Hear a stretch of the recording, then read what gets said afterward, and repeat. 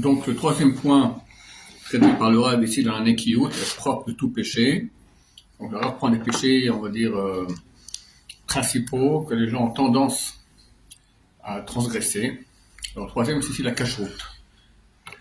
Kol ele, tout cela, tout ce qu'il a cité auparavant, Hanekiyut bahem tzarech likduk gadol tzarech chizuk.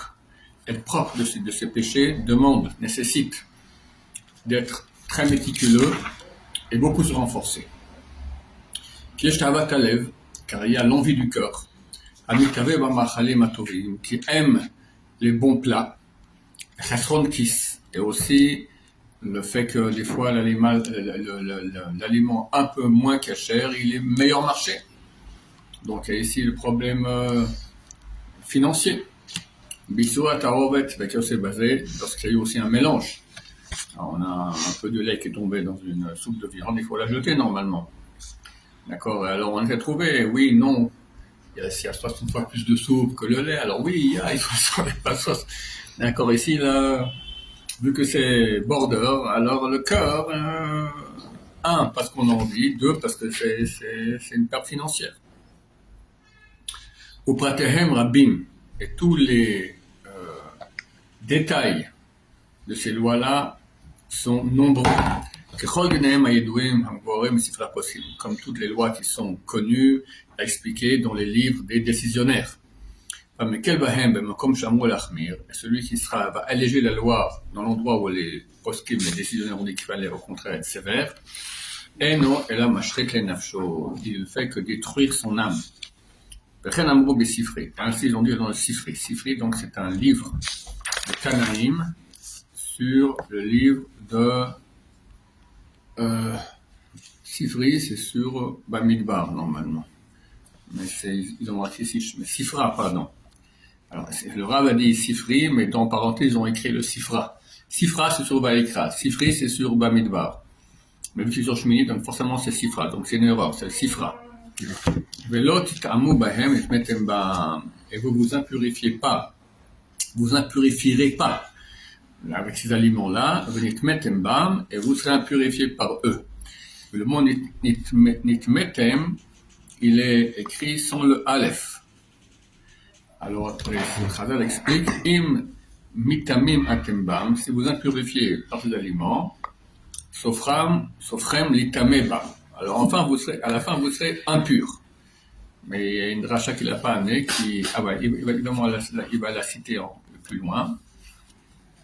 Vaïno, c'est-à-dire, car les aliments non cachers font entrer de l'impureté réelle dans le cœur de l'homme, benafsho chez la dame et dans son âme.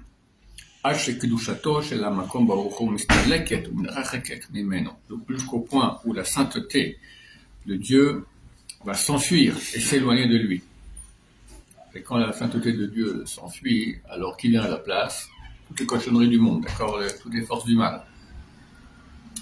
Vous, Machamou Bachas, c'est ce qu'ils ont écrit dans le Talmud aussi, c'était Yoma, Bam, vous serez impurifiés, comme je dis, c'est écrit sans le Aleph, Atikre Nitmetem Ela Nitamtem. Ne lis pas, vous serez impurifiés, mais Nitamtem, vous deviendrez idiots. D'accord, ça rend bouché. Shavera metamtem met les broches la dame, car le péché rend idiot le cœur de l'homme.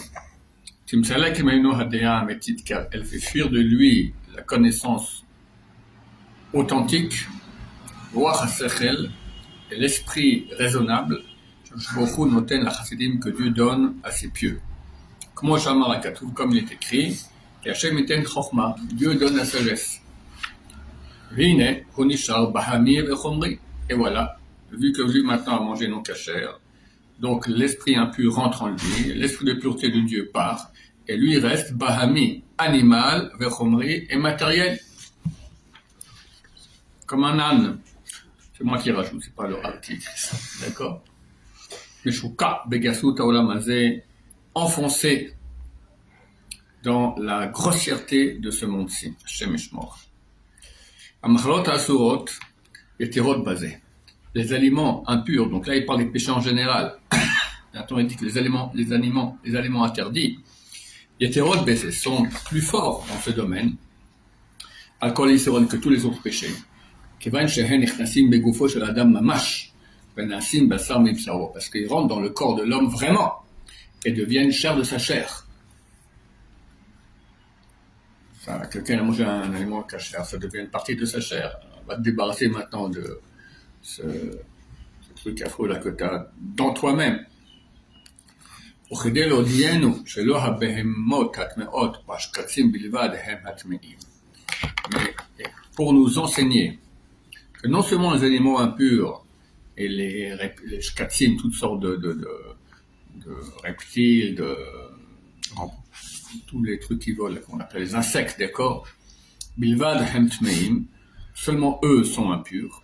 Et la gamme a trefot, chez Bamina Kacher, mais aussi les trefot qui sont dans les espèces cachères. Donc trefot, il y a 18 sortes de problèmes physiques qu'un animal cachère peut avoir, que le rend taref, immangeable, comme au même titre que le porc. Atzmohem bechal touma font aussi partie de la touma, de l'impureté. Amar Akatouv, l'écriture a dit, l'avdil ben tameh ou ben atahor, donner ses lois pour faire la différence entre ce qui est impur et ce qui est pur. Uba perouch, et nos sages ont expliqué. Il ne faut pas nous dire que Dieu nous donne ses lois pour la différence entre ce qui est pur et impur, c'est entre un âne et une vache. Ça n'a pas besoin de le dire, c'est évident. La manemar, ben atamé ou ben atao, pourquoi c'est écrit entre l'impur et le pur? Ben tmea lecha, ben teora lecha, entre celle qui est impure pour toi et teora est pure pour toi. Ça veut dire, ben nishrat rubo shel kanel, nishrat retzio, que si on a égorgé, quand on égorge, alors il faut égorger dans les animaux, il faut égorger 2 tuyaux, l'œsophage et la trachée. L'œsophage par lequel on mange, la trachée par laquelle on respire. Il faut couper la majorité de ces 2 tuyaux. Alors c'est quoi le tamesh kolotahor? La différence entre combien entre majorité et pas majorité? Pas majorité, c'est 50%,0000. Majorité, c'est 50%,0001. Combien c'est? 1 millième, d'accord? 1 millième, 1 millionième, d'accord, de plus ou de moins, rend l'animal complètement pur ou complètement impur au même titre que du porc. C'est ça que la Torah nous dit, de faire la différence entre ce qui est pur et impur. C'est le même niveau de gravité Tout à fait. Un animal taref, il est comme du porc, au point de vue de la gravité. Et combien il y a entre la majorité et la moitié? Melosa, asara, comme un cheveu, adkan et shonam, fin de citation. Gamro, les shonze, bisium ma'amaram. Ils ont dit la chose suivante à la fin de leur parole. Le kama menobo lechetio melo asara. Combien il y a entre la majorité et la moitié? Comme un cheveu, la haute, pour nous montrer. Kama nifla koach mitzvah, combien est extraordinaire l'effet de la mitzvah. Shachut asara mabdil ben tuma le tara mamash, que l'épaisseur d'un cheveu fait la différence entre la tuma, l'impureté, et la pureté vraiment. Voilà, donc il faut faire attention à cela. Quelqu'un qui amène une vache pour la faire égorger, et puis ils ont égorgé que la moitié, elle a fichu la vache. Combien ça vaut? $5,000 au moins, 5,000 €, ça vaut quelque chose une vache, d'accord? Donc, non, ça va, il y a la majorité, il y a pas, voilà, il faut beaucoup de hirat shamayim, beaucoup de crainte de Dieu pour que ça soit vraiment caché comme il faut bien. Vine, et voici. Mishe shomuach bekod kodo, celui qui a de la cervelle dans son crâne. Yershov isure amachal kemachem arsiim, qu'il considère les aliments non cachers comme des aliments empoisonnés. Ou comme un animal, comme un aliment qui contient en lui du poison. Qui n'est. Car si une chose pareille arrive, qu'il y a un poison dans un aliment, il y a quelle dame à la est-ce que quelqu'un va s'alléger la loi et dire bon, ça va, c'est pas grave, il va le manger? S'il a même un petit doute de rien du tout, c'est clair qu'il ne va pas alléger la loi et se dire allez, c'est pas grave. Et s'il allège, c'est considéré comme un sceau parfait. Achisu hamachal kvar be'arnu shu eres mamash alev lanefesh. Or, l'interdiction de consommation d'aliments non cachers, j'ai expliqué que c'est comme un poison vraiment pour l'âme, pour le cœur et pour l'âme. Imken, si c'est ainsi, mi efo yeh hamekil be'makom chashasha shel isur. Qui sera celui qui va alléger la loi lorsqu'il y a un doute si l'aliment est caché ou pas? Imbal sechel hu, s'il a vraiment de l'esprit. Valdavar ze ne'emar, beaucoup il dit, ve'samta sakin belorecha imbal nefesh ata. Tu mettras un couteau dans ton gosier si tu es un homme courageux. Alors tu prends, tu mangeras pas. Tu te bloques et tu manges pas. T'auras faim, bah tant pis. Mieux vaut ça que manger non cachère.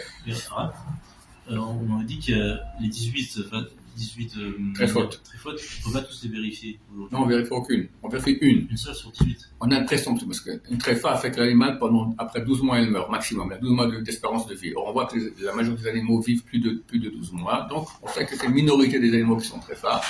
Donc, on va d'après la majorité. Donc, normalement, on ne doit rien vérifier. Il y a une qu'on vérifie toujours, parce que c'est relativement facile de vérifier. Elle est très courante, c'est les trous dans les poumons. Donc, ça, oui, on vérifie.